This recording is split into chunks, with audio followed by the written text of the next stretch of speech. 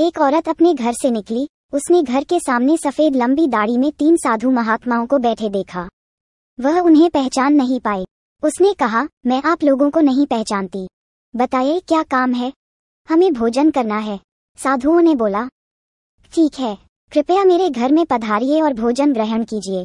क्या तुम्हारा पति घर में है? एक साधु ने प्रश्न किया। नहीं, वह कुछ देर के लिए बाहर गए हैं, औरत ने उत्तर दिया। तब हम अंदर नहीं आ सकते, तीनों एक साथ बोले। थोड़ी देर में पति घर वापस आ गया। उसे साधुओं के बारे में पता चला तो उसने तुरंत अपनी पत्नी से उन्हें पुनः आमंत्रित करने के लिए कहा।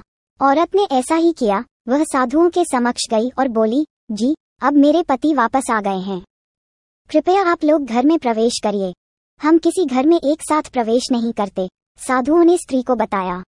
ऐसा क्यों है? औरत ने अचरज से पूछा। जवाब में मध्य में खड़े साधु ने बोला, पुत्री, मेरी दाईं तरफ खड़े साधु का नाम धन और बाईं तरफ खड़े साधु का नाम सफलता है, और मेरा नाम प्रेम है।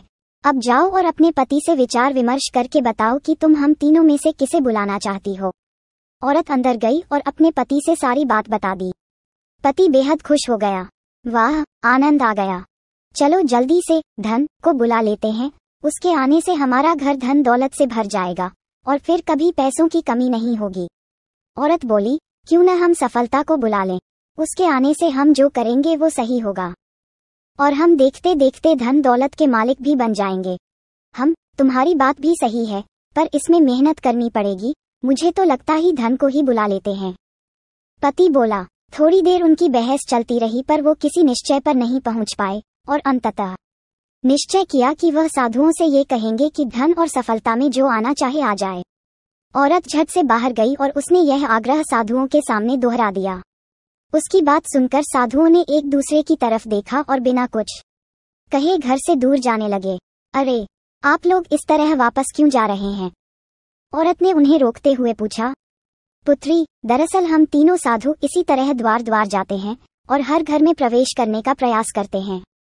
जो व्यक्ति लालच में आकर धन या सफलता को बुलाता है, हम वहां से लौट जाते हैं, और जो अपने घर में प्रेम का वास चाहता है, उसके यहाँ बारी बारी से हम दोनों भी प्रवेश कर जाते हैं।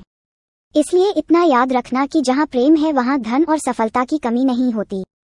ऐसा कहते हुए धन और सफलता नामक साधुओं ने अपनी बात पूर्ण की। दोस्तों, अगर आपको हमारी कहानी अच्छी लगती है तो चैनल को लाइक कीजिए और सब्सक्राइब कीजिए। Thank you.